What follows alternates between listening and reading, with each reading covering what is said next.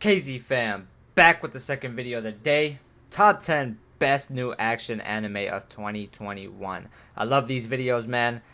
A good way to get introduced to new anime, you know what I'm saying, and start watching. You feel me? I love watching, but then like finishing it, you know what I'm saying? But I will most definitely check out some animes that I find from these videos, you know, because they look fire, bro. I'm not even gonna lie. But right now, guys, I want y'all to go to the comment section and link a video of anime edits, bro, from TikTok or whatever the fuck, because I like doing those videos, man. But it's just they get too repetitive and shit. So if y'all find a good one, a good anime edits TikTok comp, link it down in the comments, you know what I'm saying? But anyways, y'all, if you're new to the channel, you're into the content, make sure to hit that sub button, hit those likes, and turn on notifications bell so y'all get notified whenever I drop a video. And I ain't even gonna lie, let's get right into it.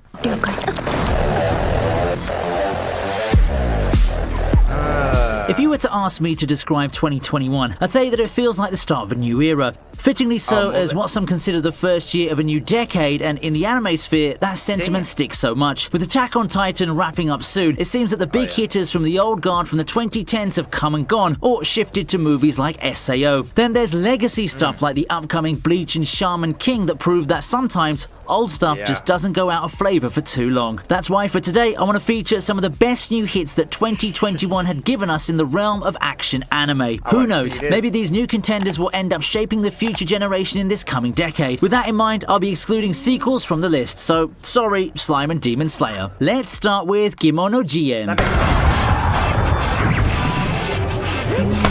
Being a fan of a supernatural fantasy series, you bet I did check out Kemono Jihen. Coming out of it, I'd echo the sentiment of the show's fans and say that this is quite the criminally underrated shonen. It's got a lot of flags that appeal to me, giving me a bit of that Bungo Stray Dogs or Inspector vibe, but as I'd learned, it's much more of a... For some reason, I thought of Bungo Stray Dogs when I saw this right here. As soon as he said that, giving me a bit of that Bungo Stray Dogs or Inspector vibe, but as I'd learned, it's much more of a character-driven show. I came in for the supernatural action involving demons and humans, but I found myself more captivated with the characters and how their dynamic just kept getting better the longer the show went on. The characters have genuine chemistry with one another, and if the fighting didn't convince you, perhaps the growth and the bonds that the characters exhibit will. Overall, I can see why Kemono Jihen got overshadowed by other action shows, especially in the season it was in. You know, the one with an Attack on Titan season, Mushoku Tensei Slime, and a ReZero season, but all things considered, it's an underrated gem that you'll have a blast watching.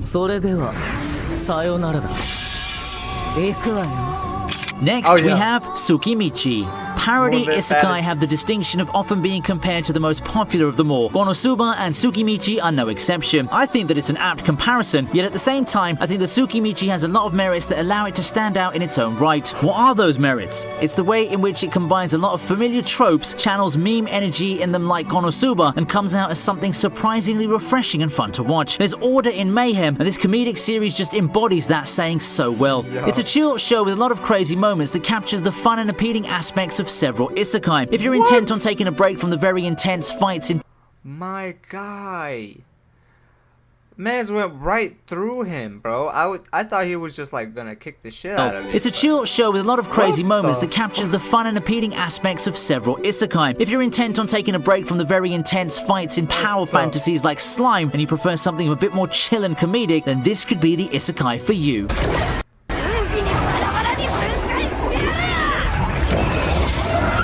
For our next entry, we take a look at Idaten Deities. An old adage goes that you shall not judge an anime by its art alone. Yes, the art makes a strong impression and helps you temper expectations, but we've got a lot of hidden gems behind very simplistic looking appearances. Anyone expected Odd Taxi to take the world by storm? How about Osama ranking? In the action side of things, I'll gladly apply that to Idaten Deities. What I expected to be a very quirky and light-hearted action comedy ended up being one of my go-to shows for unwinding. It's got Mappa at the helm, and it's from the same guy who brought us the most cultured modern anime in interspecies reviewers. Yep, there's a lot to like. It's got violence, ecchi, and all that wild stuff that some of you who like that more daring aspect of anime would also like. A pure fun and turn your brains off show is what I'd normally say, but at the end of it all, it'd be unfair to just write it off as purely style over substance. Oh yeah. Come on, Takt. a gacha game anime doesn't have any right to be this good, but by God, they did it. Takt Op Destiny is the action series that starts off in full throttle and doesn't let go. Its premise seems to be your everyday mobile game plot of a protagonist commanding a harem of girls to fight interdimensional invaders or the like, but so far it's managed to hit the mark in a lot of ways. I find myself enjoying the plot, the protagonist's dynamic with the girls, and the simplicity and honesty. I haven't seen her get knocked down. So far, it's managed to hit the mark in a lot of ways. I find myself enjoying the plot, the protagonist's dynamic with the girls, and the simplicity and honesty of it all. It acknowledges its identity, and while it doesn't have the most original story beats besides its incorporation of classical music in a battle-heavy series, it goes on in an engaging manner, further proving my belief that it's execution that matters the most. Oh, and before we go ahead, I'd like to ask you for your help in growing the channel. How can you do it? Well, subscribe to him, guys. Y'all already know the channel. Vinny too. I'm pretty sure you guys have already, but it's good. starting off the post-break, we have 86. I can't be the only one who first picked 86 because of Lena, am I? And guess what? I got way more than I bargained for. 86 overall is a strong show that got me very invested. It's got the action, the mecha, and the political themes that strike quite close to home, given the circumstances of the world. It's a show that drastically tugged on my heartstrings en route to the first part's ending, and the second part brought the series back even stronger. Cliffhangers galore kept me waiting for weeks on end, and the tribulations that the main cast go through make this an extremely engaging watch that I definitely recommend to anyone. It's got some strong themes that deal with elements that you don't typically see in a Dengeki Bunko light novel, and it's a pleasant change of pace from the more supernaturally charged action shows that we have. And right after 86, we have a show that seems to lean towards the other direction. Far from the gritty, war-torn world, we come across a world of fantasy and the bizarre. A world where vampires and magic exist and make up the core foundation of our series. Vanitas surely lends a lot of its appeal to its very eye-catching world and visuals. There's also the sublime music and overall atmosphere that the anime team managed to get. However, I feel that its strongest point is in its handling of the characters. Coming with their own air of mystique, the characters just develop and flow so smoothly with one another. The action's not as high octane as you'd expect from an action series, but I'd say that if you're looking for a supernatural series with a strong sense of mystery and drama, Vanitas will be your cup of tea.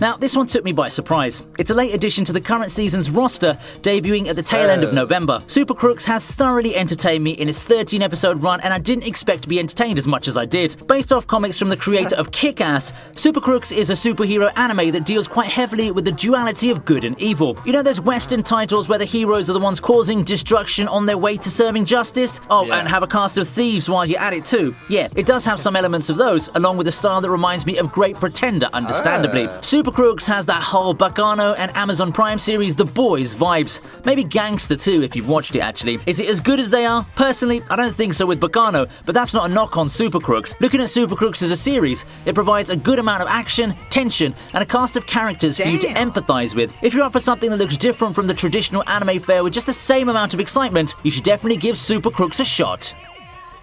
Not bad.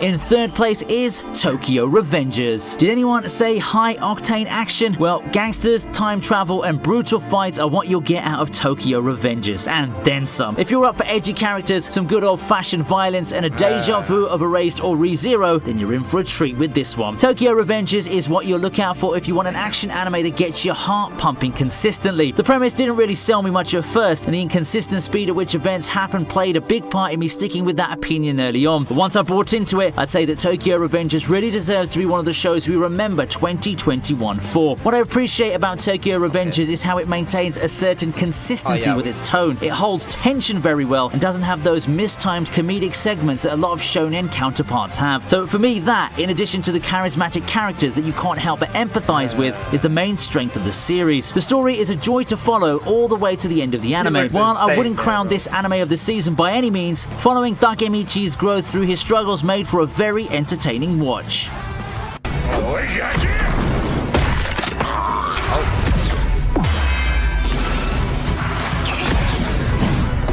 Second place is Mushoku Tensei. Granddaddy of Isekai or not, one thing's for sure. Mushoku Tensei is a show that was crafted with exceptional care by the anime team, and we can let the results speak for themselves. Isn't like a new season of this coming out, guys? I really gotta watch this, bro. I'm actually very, very interested in Mushoku Tensei. Not gonna lie. Unlike a lot of isekai or light novel adaptations that were plagued by cut content or outright weird decisions by the anime team, Mushoku Tensei manages to be a decently paced show that captures the essence of the source material very well. It didn't come without its controversy, and I think that it's by far the most polarizing mainstream hit that we have right now. It's not controversial in a meme way that Interspecies Reviewers was, or something like The Detective Is Already Dead, where the controversy squarely leans towards the negative side. Amidst criticisms, Mushoku Tensei ends up being a generally entertaining watch with an excellent foundation in world building, but I do agree that it's not for everyone due to some sensitive content. The world building's great, the action's cool, and the characters surrounding Rudy really, bro, some sensitive content. People are too soft now. It ends up being a generally entertaining watch with an excellent foundation in world building, but I do agree that it's not for everyone due to some sensitive content. The world building's great, the action's cool, and the characters surrounding Rudius are mostly genuinely interesting people that I do want to know more about. The show is a testament of passion's effect on a product, and amid mass-produced McDonald's tier adaptations of otherwise good novels, it stands out as probably the standard bearer for the isekai genre for years to come. Because, come on, you think the isekai train will be ending anytime soon? Pfft, I don't think so.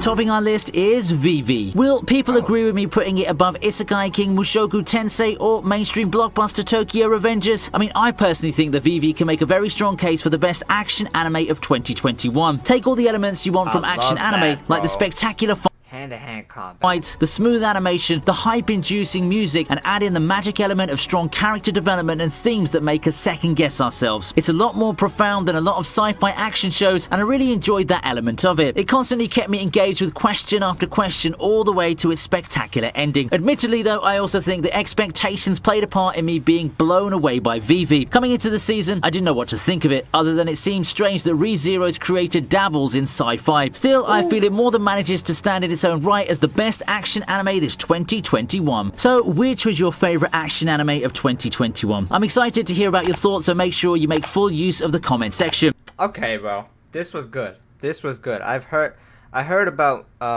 Tokyo Revengers, Mushoku Tensei, Takt Op, and Moonlit Fantasy. Those are good, bro. Those are good. Let me know which one's your favorite out of those guys down in the comments. And thank you guys so much for watching this video, man. Top 10 best new action anime of 2021. Hope you enjoyed that. And if you're new to the channel and you enjoy the content, make sure to hit that sub button, hit those likes, and turn on NOTI bell so you can get notified whenever I drop a video. KZ fam, stay positive, stay healthy, and most definitely keep that strong mentality, man. I'm out.